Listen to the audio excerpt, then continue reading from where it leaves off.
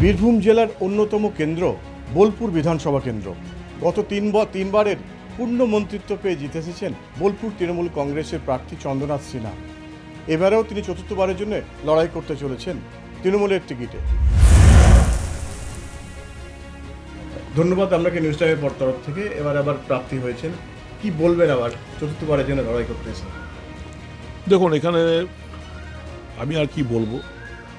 মাননীয় মুখ্যমন্ত্রী মমতা ব্যানার্জি আমাকে আশীর্বাদ করেছেন। আমাদের সেনাপতি অভিষেক ব্যানার্জি, পার্টির রাজ্য প্রেসিডেন্ট সুব্রত বক্সি, এরা তিনজন মিলেই তার সেদিন নাম ডিক্লেয়ার করেছে একসঙ্গে তিনজনাই থেকে, এবং আশীর্বাদ দিয়েছে এবং আমাদের দায়িত্বও বেড়ে গেল। বিভিন্ন সময় আপনি কাজ করে এসেছেন, তিনবারের পূর্ণ মন্ত্রিত্ব পেয়ে এখনো কতটা কাজ বাকি আছে আপনি মনে করেন? নিশ্চয়ই, দেখুন, কাজ কখনো তো পুরো শেষ হয় না।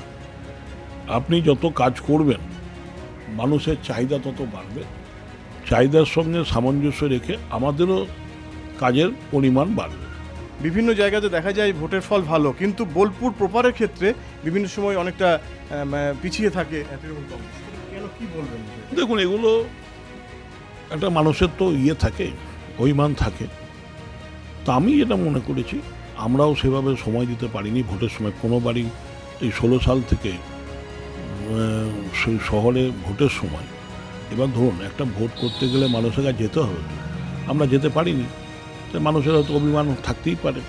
বাংলার মানুষের প্রতি আমাদের আস্থা আছে, এবং আমারও বোলপুর শহরের মানুষের প্রতি আস্থা আছে, এবং তারা নিশ্চয়ই মান অভিমান কাটিয়ে তারা সবাই তৃণমূলকে ভোট দেবে। কারণ আমরা চাই চতুর্থবারের মতন মাননীয় মুখ্যমন্ত্রী মমতা ব্যানার্জি যাতে আবার মুখ্যমন্ত্রী হয়ে বাংলার উন্নয়ন করতে পারে। এবারে বিজেপি প্রতিদ্বন্দ্বী করছে, যেহেতু বোলপুরের প্রার্থী, তাকে কিভাবে দেখছেন? দেখুন, প্রার্থীটা ফ্যাক্টর না। আমি কখনোই 3বার লড়েছি, প্রার্থীকে ফ্যাক্টর করিনি। তো আমার লড়াই এই বিজেপির ভ্রষ্টাচারের বিরুদ্ধে, বিজেপির অত্যাচারের বিরুদ্ধে। এবারে 2026-এর মার্জিন কত থাকবে আপনি আশা করছেন? দেখুন, মার্জিন বাড়বে, এবার কত থাকবে সেটা তো বলা যায় না। তো মানুষ আমার যেটা মনে হচ্ছে, কিছুদিন ঘুরলাম, ঘুরে যেটা মনে হচ্ছে, মানুষ চাইছে মমতা ব্যানার্জি আসুক, মমতা ব্যানার্জি থাকুক, তাই মার্জিন বাড়বে। একেবারেই মার্জিন বাড়বে এবং 100% আশাবাদী নিয়েই ভোট লড়াইয়ে নেমেছেন বোলপুরে কেন্দ্রের তৃণমূল প্রার্থী চন্দ্রনাথ সিনহা। বোলপুর থেকে ক্যামেরায় বাপ্পার সঙ্গে সুজিত মণ্ডল, নিউজ টাইম।